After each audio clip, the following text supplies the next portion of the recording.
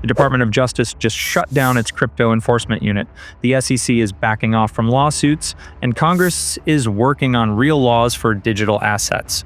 In 1 week, the US flipped its entire approach to crypto, not just in words, but in real policy. This could be your best chance to launch, invest, or scale without fear of getting crushed by regulators. Crypto just got clarity in the US, and if you understand what's happening right now, you'll realize why it might be the perfect time to build. No more treating technical developers like criminals. In a memo released April 8th, the Deputy Attorney General made it clear prosecutors are now only supposed to go after actual crimes like money laundering, terrorism, or hacking. Everything else, closed. Investigations that don't fall into that narrow scope are being dropped. That includes cases many thought were major headline-making takedowns. Now they're just gone. The executive order behind this policy actually protects open blockchain networks from being targeted just because of how they work. Crypto is no longer being treated like a threat by default. This new tone is already having real impact. Behind the scenes, the SEC is dropping high-profile cases.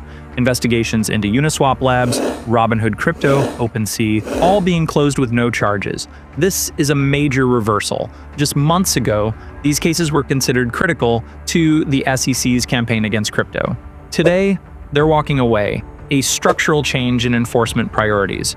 And it's not just the DOJ and SEC. The FDIC, which used to require banks to get written approval just to touch crypto, has pulled that rule back. Banks can now engage with digital assets as long as they manage risk properly, the same standard they apply to any financial product. That's a big deal, because it means institutions don't need to fight regulators just to offer crypto services anymore. Meanwhile, the CFTC removed 2 older policy documents that had made it harder to list and trade crypto derivatives. This signals that even commodity regulators are now starting to treat crypto markets more like traditional finance instead of something exotic and dangerous. But maybe the clearest sign of change is coming from Congress. On April 9th, lawmakers held a hearing about modernizing US securities laws to fit digital assets. For the first time in years, we're seeing bipartisan agreement that current rules don't work for crypto. One expert testified that no project has successfully registered a token and lived to tell the tale. That's how broken the process is. Lawmakers from both sides said they want to fix it, and fast, because keeping the status quo means killing innovation or driving it overseas, and nobody wants that anymore. There's real momentum now to write new laws that give the crypto industry clarity without crushing it. That won't stop happening soon, so subscribe now to be ahead on this updates. Alongside that push, a federal framework for stablecoins is gaining traction fast. The House has advanced the Stable Act, which aims to regulate dollar-backed stablecoins by putting clear requirements on who can issue them and how they're backed. And it's moving quickly, despite political tensions and even controversy over President Trump's personal ties to the industry. Lawmakers are determined to pass it. If it goes through, we're looking at the first nationwide rules for stablecoins, possibly within months.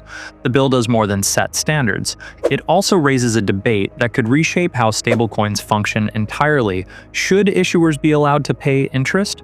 Crypto executives are pushing hard for it, saying it would make stablecoins more competitive and useful for consumers, like earning yield on your bank deposits. But lawmakers are split. Some worry it could drain funds from traditional banks and trigger a financial shock if millions move their money to interest-bearing stablecoins overnight. For now, the House version of the bill says no to interest payments. But the Senate's version, the Genius Act, leaves that door open. The outcome of this fight could define whether stablecoins remain passive payment tools or evolve into a whole new kind of financial instrument.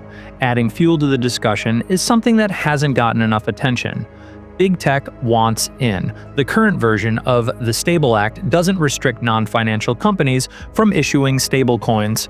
Critics are warning that without stricter limits, this could let tech giants, think companies like Amazon, Apple, or X under Elon Musk, launch their own money systems and gain enormous control over financial data and behavior. That could shift power away from both traditional banks and public oversight. Lawmakers proposed amendments to block this, but they didn't pass. It's a sign that the door is still open for tech platforms to step into finance and maybe dominate it. Leave your opinion on the comments. Meanwhile, in a quiet but crucial move, the SEC recently clarified that some stablecoins specifically those backed one-to-one with high-quality assets and used purely for payments, are not securities. That means they don't require SEC registration and can operate without the constant fear of enforcement. This may sound technical, but for stablecoin providers, it clears up a huge gray area that has stalled development and made compliance difficult. Now, there's at least some legal clarity for basic use cases, and for users, that means more stable, trustworthy options. After years of lawsuits, gray areas, and regulatory hostility, crypto in the US is getting the regulatory breakthrough it's been waiting for. The enforcement chill is real, and lawmakers are finally starting to understand that crypto isn't going away, and it's time to stop pretending it will. For builders, investors, developers, and even just everyday users, this is the clearest opening we've seen in a long time.